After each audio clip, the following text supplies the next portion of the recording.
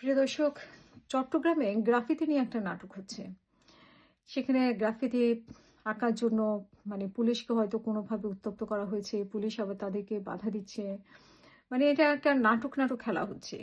Graffiti যে খুব ভালোভাবে ভালোবেসে আঁকছে বা গ্রাফিতি আগের যে গ্রাফিতি সেটা তুলে আবার নতুন করে গ্রাফিতি আঁকা উচিত। আর জুলাই তো কারো নিজের না। জুলাইয়ের প্রতি বিএনপির যেরকম আন্তরিকতা আছে, এনসিপির আছে, জামাতের আছে, আমার আপনার সবারই আছে। তো কেউ কারো নিজস্ব সম্পত্তি বা জুলাইয়ের আবেগকে নিজস্ব আবেগ মনে করার কোনোই কারণ নেই।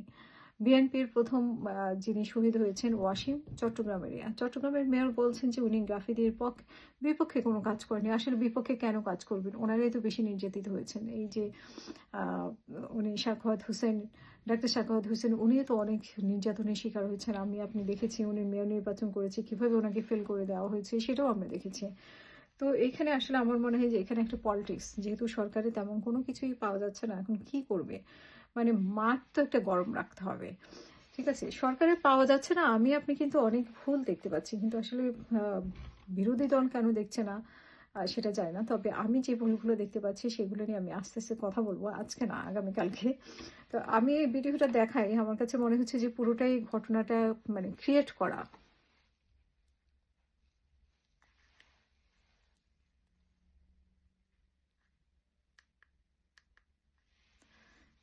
বন্ধ হয়ে যাচ্ছে।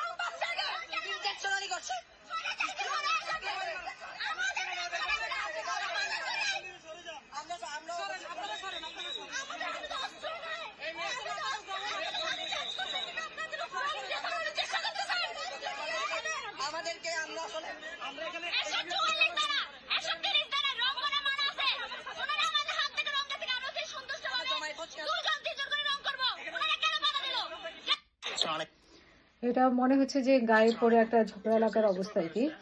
মানে কোনো একটা নাটক তৈরি করার জন্য, কোনো একটা নাটক করার জন্য এটা করা। দেখে মনে হচ্ছে একটা সাজানো ঘটনা। গ্রাফিতি নিয়ে, জুলাই নিয়ে কারো আবেগের কোনো শেষ নেই। তো এসব নাটক খুব একটা আমার মনে হয় না খুব একটা জায়গা পাবে। আর যারা এই নাটক সাজাচ্ছে তাদেরকে অনুরোধ করবো যে এই ধরনের কাজ আমরা আগেও দেখেছি, যে ভিকটিম বানানোর জন্য এক ধরনের বিএনপিকে ভিকটিম করা, জুলাই বিরোধী একটা ভিকটিম করার জন্য খুবই চেষ্টা করা আর কি। সেটা আমার মনে হয় না সফল হবে, কারণ বিএনপি ছাড়া জুলাই হতো না, জামাত ছাড়া জুলাই হতো না। শুধু এনসিপি যদি মনে করে তারা কয়েকজন 5-6 জন মিলে জুলাই করে ফেলছে, তাহলে খুবই ভুল করবে।